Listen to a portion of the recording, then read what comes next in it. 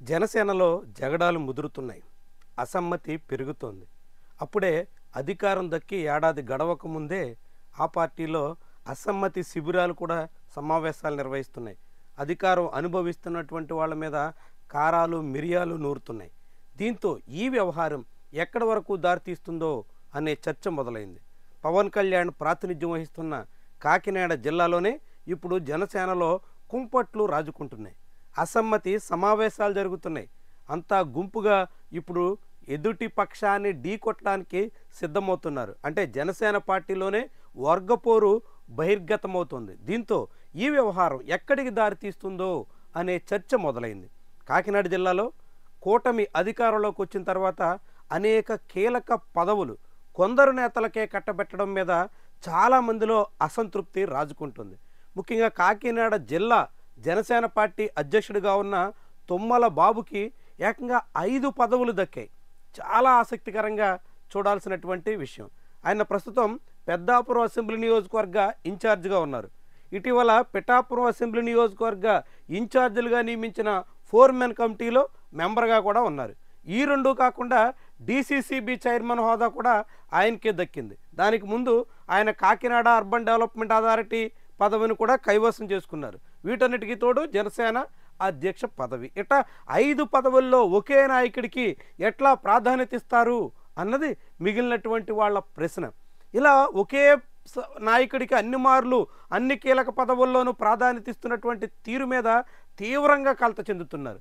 కేవలం తుమ్మల బాబు ఒకరే కాదు, మరొక వైపు తోట సుధీర్, ఆయనకు కూడా గతంలో జనసేన పార్టీ కాకినాడ సిటీ నియోజకవర్గ ఇన్ఛార్జ్ ఇచ్చారు. ఇటీవల ఆయనకి పౌర సరఫరాల శాఖ కార్పొరేషన్ చైర్మన్ పదవి కట్టబెట్టారు. ఇట్లా నామినేటెడ్ పదవుల విషయంలో ఆ ఇద్దరికైనా పెద్దపీట అన్నది మిగిలిన వాళ్ళు వేస్తున్నటువంటి ప్రశ్న.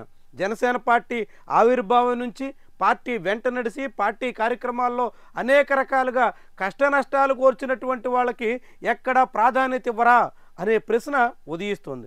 దీంతో జనసేన పార్టీలో ఈ పదవుల పంపకం చాలా పెద్ద కుంపటి రాజేస్తున్నట్టుగా స్పష్టమవుతుంది. ఎక్కడి వరకు దారితీస్తుందో అనే చర్చ నడుస్తుంది. ఇప్పటికే కాకినాడ జిల్లాలో అసమ్మతివాదులంతా ప్రత్యేకంగా సమావేశమయ్యారు. స్వయంగా పవన్ కళ్యాణ్ జనసేన పార్టీ అధినేత ప్రాతినిధ్యం వహిస్తున్నటువంటి జిల్లాలోనే ఇలా జనసేన పార్టీలో అసమ్మతి నేతలంతా సమావేశం కావడమే ఇప్పుడు ఒక ఆసక్తికర పరిణామంగా కనిపిస్తుంది. ఆ పార్టీలో అసంతృప్తివాదులు అసమ్మతివాదులు ప్రత్యేకంగా సమావేశమయ్యి అటు తుమ్మల బాబు ఇటు తోట సుధీర్ ఇలాంటి వాళ్ళ నాయకత్వం మీద తీవ్రమైనటువంటి వ్యతిరేకతను వ్యక్తం చేస్తున్నారు.